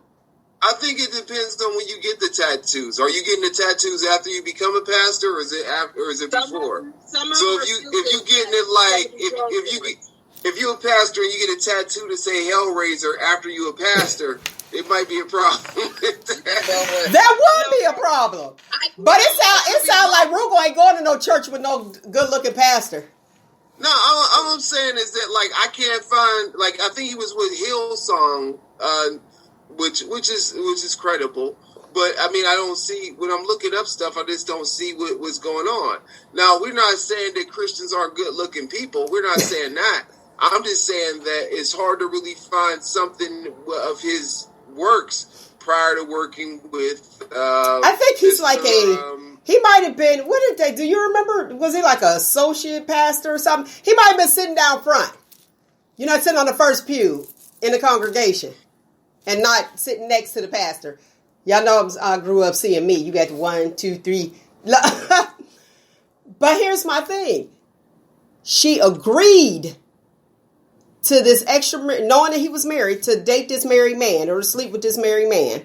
She agreed to. So she knew going in. She wasn't surprised. None of that. When she found out who he was, now she want to come and speak out publicly. Now and condemn the pastor, or condemn her person who she was with, the married man, and pretty much say that he's wrong, and she feels sorry for the wife. How can you throw stones when you agreed to it? That's what I'm trying to understand. So as long as he wasn't a pastor, all was good. Now you a pastor. He was married, whether he's a pastor, a farm worker, a garbage man. Okay. Any woman, and I'm gonna say this, and I don't care who get mad. Any woman who is sleeping, willingly, knowingly sleeping with a married man, you a hoe, you a hoe, you a garden tool, you a hoe. Dang, why she gotta be a hoe though? Nick, tell me why she gotta be a hoe. Check this out. Because you willingly sleeping with somebody that you know is married. He a hoe too. There you go. This is they where both hoe. But this you is a bigger from hoe because you knew. What about him? Go ahead, Roogle. Said this. They said the former Hillsong pastor Carl Lentz sold his New Jersey home shortly before he was fired from the church for moral failures, according to the New York Post. Lentz and his wife Laura reportedly sold their home in North New Jersey town of Montclair on October 23rd for $1.5 million. His firing was made public on November 4th. So, I don't know. Something's going on. Yeah, something going on. Do you think that the house was, listen, if his wife was to leave, the house already sold. So she wouldn't, she ain't got to worry about, I keep the house. Him and his family. That's a good looking family. It's a good looking family. Yeah. They look the part. He messed it up. Okay, and see, at least he's putting it on the man. Now, Nick, you calling a woman who is with a married man and she knows, calling her a hoe. But what about the one that's married? She ain't married to that wife. He's the one with the commitment, not her. I said they both hoes. What? But she said earlier that the woman didn't know who he was. The woman didn't know who he was, and so she didn't know anything about him. He said, but she knew he was married. That's the key. No, did she know he was married? She knew he was married. She knew he was married. Well, I mean, a garbage man. Wait. Go ahead, Roogle. So what are we trying to uncover from all of this? This is what we're trying to uncover. Exactly what you said. Look, talking about he don't look like a pastor, but here what we are trying to uncover is listen. You asked a question. Let me answer you. You asked in a motorcycle jacket. Pastors can't ride motorcycles. I just sold my bike to one. I just sold my bike to a pastor. On the bike. I just sold my bike to a pastor. But here's the thing. She wanted him, and she was with him, only knowing his first name. Not knowing where he worked at, just knowing his first name and knowing that he was married. Once she found out he was a pastor, now she want to come, a famous pastor, now she want to come do interviews talking about she feel bad for the wife. So I'm with you, Nick. That right there is a definition of hoe. If you willing to sleep with somebody that you know is married, you don't know his occupation, you only know his first name and nothing else about him, then you're a hoe. That's a hoe. A hoe. She's honest. Yeah, because you would want to know so, or you should know their last name. You would at least want to know the man's last name if you don't know nothing else. And then he told her, don't Google him. Yeah, that's what I'm saying. So therefore, if you were still willing to go along with that relationship, then you are a hoe. How. Merry Christmas, hoe. Listen, she said Merry Christmas, hoe. Listen, Melvin out of New Jersey said Pips in the pulpit. It ain't nothing new. Thank you, Melvin. Exactly. What'd you say? Thank you, Melvin. A holy hoe. What? She a holy hoe? That's a what holy hoe. Nick is wild. Let's put this back on. Here we go. 1 second. Go ahead. Today's show has been brought to you by Fierce Frames Eyewear, offering trendy yet affordable sunglasses for men and women. Check out their website at www.fierceframes.com. Again, that is www.fierceframes.com. Don't wait until summer. You can order now. All right.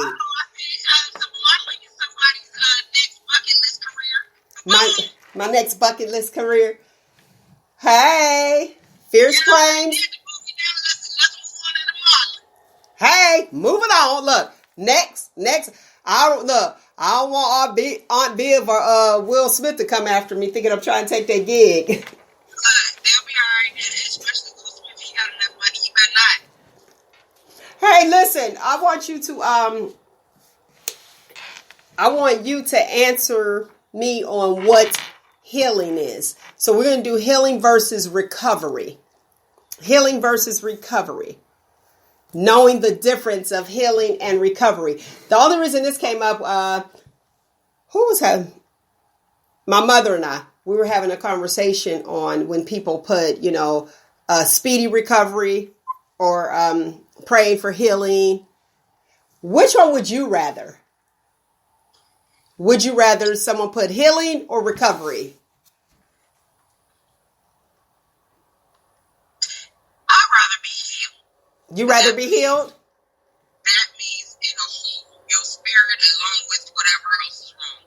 Total healing versus recovery. You just recovering from that.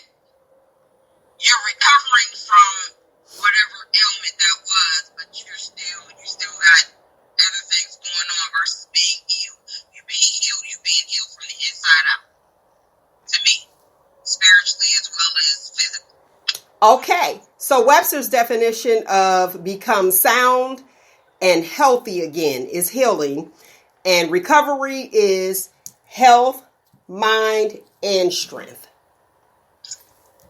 That's the Webster's definition, but you are right. I agree with you on the healing, because the way that our body heals is the inside out, and it takes longer. It takes longer to heal from the inside out. What's your thoughts on that? Healing versus recovery? Full restoration. Oh, you want a whole new word? Restoration. Restoration. Let's add it in. Full restoration. Don't put speedy recovery. I declare a full restoration upon this person's life. Okay, so restore them back. Look, put them both together. Restore. Right. Yeah. I like that. I like that much better because that covers healing and recovery. It does. That's what I do. That's what Roogle do. That's true. That's what I do. That's what you do. You pull it all together. The Church of Roogle. Roogle, what's up with the cards? The greeting cards. See, that's why you need to be doing greeting cards. You know what? I had an idea about greeting cards that I'll share with y'all at another time because it's so good. Oh, not live. We ain't doing that live for somebody else take it. So good. We had this conversation with Roogle before about him doing greeting cards. Yes. Well, because I tried before. I tried to send my talents to Hallmark in America American greeting cards. And they rejected me. So now I'm going to go out and pull a Dr. Seuss and do my own thing. I heard that. I'm Do telling your you. own thing. This idea is There good. is power in the black dollar. Why you playing? Hey, See? this idea is good. It's good, I'm telling you. Your sound is a little Y'all muffled, tried Nick. this. You heard Nick said it's power in the black dollar. But you know he doing everybody's dollar. It's there. It's a means to the green. Actually, if our community would rally together, then yes, there is power in the black dollar. But They can't be like me have because I'm this frugal. crab in the barrel mentality. Now, you know what? Do you know what I do when it's time to get somebody a card? I be like, here's this $50, but if you want $45, I'll go buy you a card. I do that too. I just put your gift in the envelope. You want what you want. Put the gift in the envelope. You can have the whole 50, or we gonna deduct how much it costs for the card.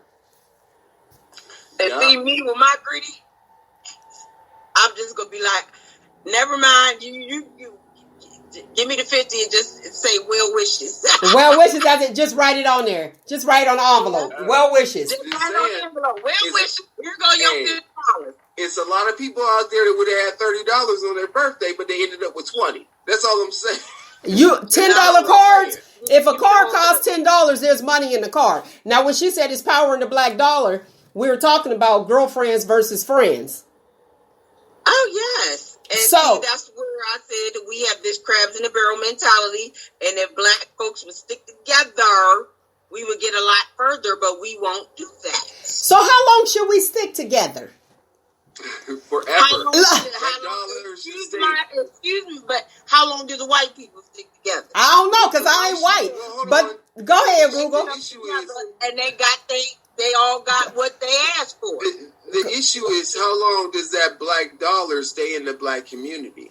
That's the Versus, question. like, Now, we that's the talk about question. White people, when we talk about the dollar in their community, their dollar is has a vast area being able to be spent, where ours has a very small area.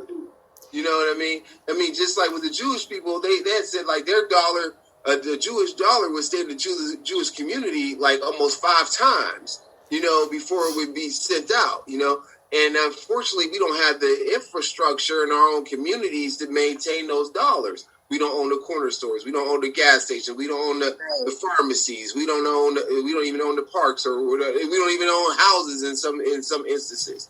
So how are we keeping these dollars within our community? That's a larger picture that we got to look at and say, what do we need to do that? So first of all, one thing we need to do is own the property in which we live in. The other thing is own the property in which is being rented out in our communities. The other thing is wait. And gas stations and other things of that sort. Go ahead. I wanted you to get your point out, Roogle, before she interrupted. I'm like, I need to hear that. I want the listening audience to hear. It's out. But even when we think about the things that we hold dear, even our hair products, right, aren't sold by us. Now, you might go get your hair done by somebody in your community, but you ain't buying the product to put in your hair. And I'm going to tell you why. We do have products out there, but if it doesn't work for your hair, if it don't work for my hair, I'm not buying it. I'm not buying it because you black. I'm looking for quality. It's been a many a times that I'll go, it's like support the black person. Okay, I'm supporting the black person, but I got to pay for it twice. Here, I'm going to purchase this, but I'm not going to use it because this is not the same ingredients that when I first tried it. Y'all done changed it and watered it down. And then I'll go over here because I know this one works for me. So what's wrong with doing what works for you? What I'm saying is, regardless of what product works for you, you're not buying it from a black person.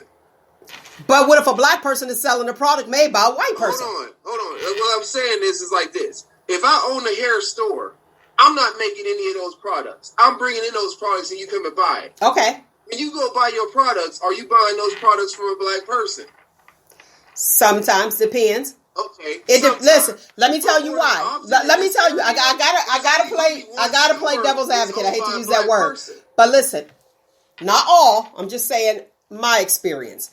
I went to a place and you open at 10 o'clock, so I'm up. Okay, well, and then you close at 6. You already know where I'm going. If you open at 10 o'clock and I'm out here at 10 o'clock, why you rolling your eyes mad that I'm sitting there waiting for you to open? Now you know you have experienced that, and I know both of you have. Or if you open at 10 o'clock and you want to come unlock the doors at 10:10. Either you open at 10 o'clock or you don't. You set these hours. This was good for you. And then you late and then you have an attitude. Or if you say you close at 6 o'clock and then you want to shut the doors at 5:55, talking about you got to count your drawer. Well, then maybe you should close at 5:30. Right. That gets on my nerves. So if you want somebody to support, if you want somebody to support you, and I'm not saying all, because I do support my people, the ones that's professional. But if you are not professional, I'm not just giving you my dollar. I'm not going to buy a hoodie from you for $80 and I can get the same hoodie at the mall for $40 just because I'm supporting my people. You robbing me. My people robbing me. And then that's our problem. And that's an issue for me. I'm like, that's an issue for me. I ain't going back to your store. To support you, but then you double charging and then mad when somebody because you can't meet your overhead. Number one.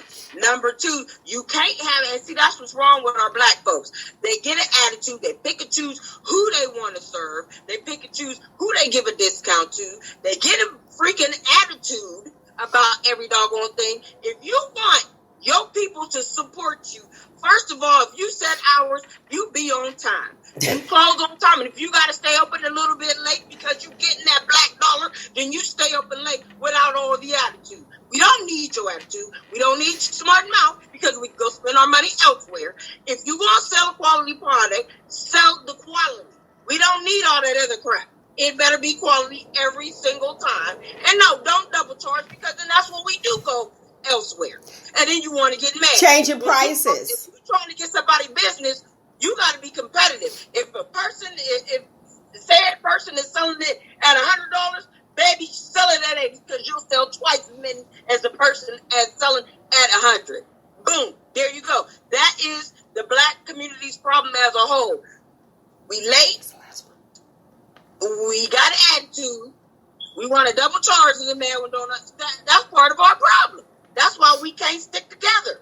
We got to stick together on one accord, the whole entire community. Period. Which brings me to today's Q-tips. Trust. Because here's the issue. You'll have some people who you'll go in one day and you buy a product and it may be like $20. Then you go in to go buy it again, the same product, and then it's $25. What happened? So you're going up on the prices. And that's not a black or a white thing. I look for quality and professionalism, the ambiance. I'll try to help you any way that I can, but you can't charge me based on your need that month. And I'm speaking like when I used to do hair, when my cosmetology license is inactive right now. But when I was the girl that was the next booth over, she would charge people according to how much she needed. Now, this person just came to you 2 weeks ago, and this how long it is. I'm going to date myself. You got a shampoo, $15, $10, shampoo and a wrap, $25 tops. That's a long time ago. That's like in 91. Now, the 2 weeks later come, and then this same wrap, this same hairstyle is $40. How did it change? Because most of us, let's be realistic, we're on a budget. This is how much this is. Boom, let me put this to the side. And then you go, they want to change it up. So I'm going to bring things on trust. We're going to do the Q-tips on trust. And I'm just going to give you some quick tips on trust, being the offender versus being betrayed. So if you have offended someone and you're the person that have betrayed someone else, you're the offender, just know these steps have to come into play, okay? You have to reflect on the experience if you broke someone's trust. You have to reconnect with that individual, build it back up, try to rebuild it. You have to make new memories with that individual so that they can begin to trust you again. And last but not least, you have to apologize. And when you apologize, you can't apologize on the defense. Back to the Will Smith and Janet Hubert, Aunt Viv, Fresh Prince of Bel-Air situation. He sat there and he listened. He apologized and he listened. He didn't listen on the defense. He let her share her experience because indeed that was her experience that she had. He didn't say I was 21 and made excuses for it. Nobody wants to hear why you hurt them.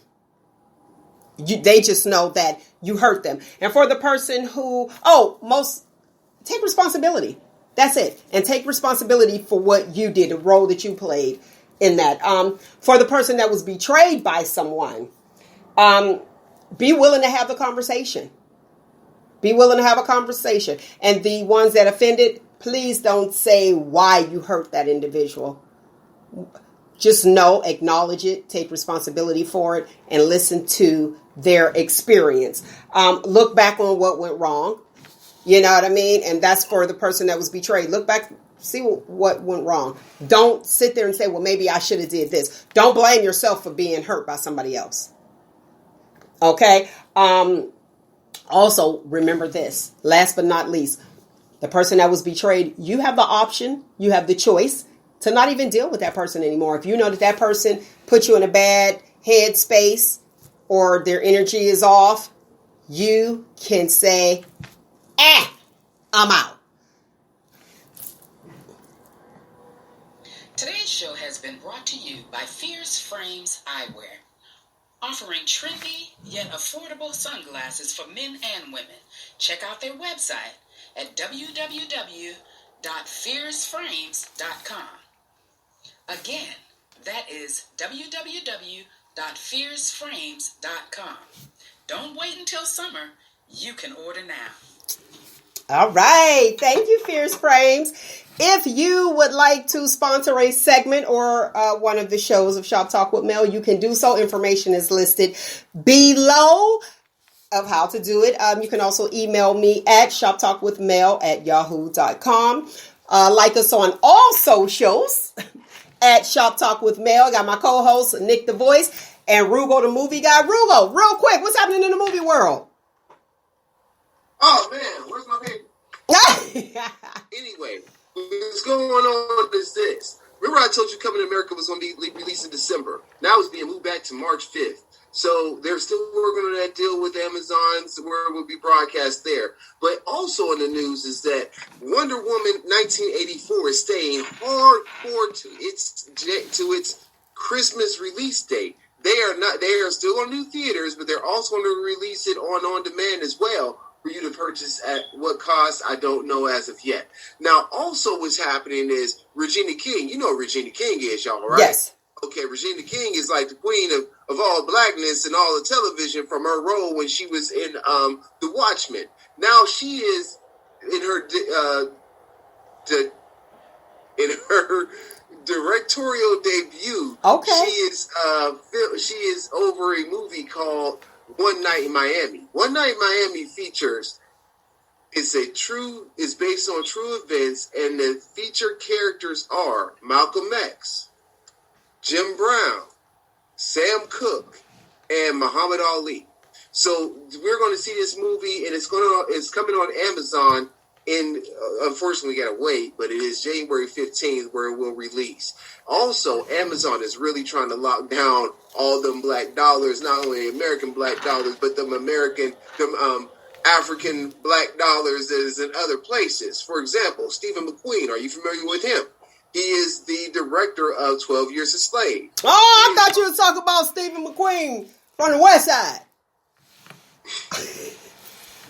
No, he ain't talking about the Queens from the West Side. He's talking about Steve McQueen that's over the lake over there. Over the pond. Over yonder. Okay. Put it, right? So anyway, him, Letitia Wright, and John Boyega, he has an anthology called Small Acts. And this anthology is focused on the West Indian experience in Great Britain.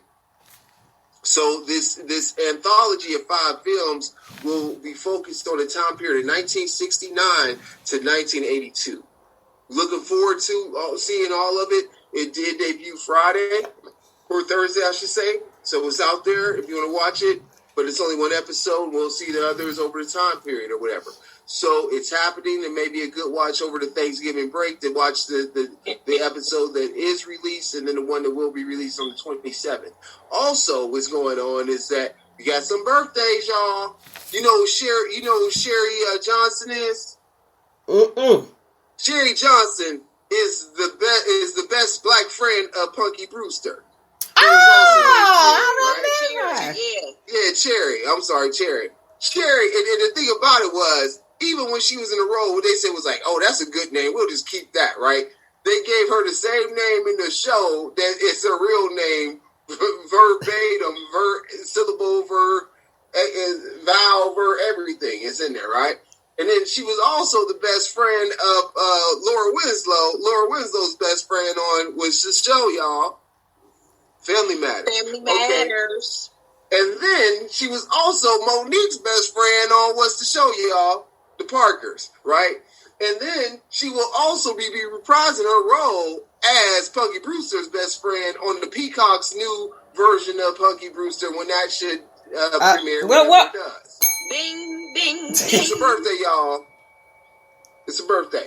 All right. Happy birthday to Cherry. Happy birthday. Look. All right, lovely people. That is my time. Let me give you today's footnote.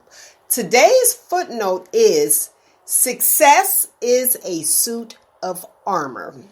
So, and in saying that is to be successful, you have to put in the work, trust yourself, and know what you have to do to become successful. And usually people, they say that, they're drowning in their work, or you'll have people, they're focused on their work. They can't have a relationship. They can't do that. Listen, that's a safe place for some people. So that's why I chose today's footnote to be success being a suit of armor, protection.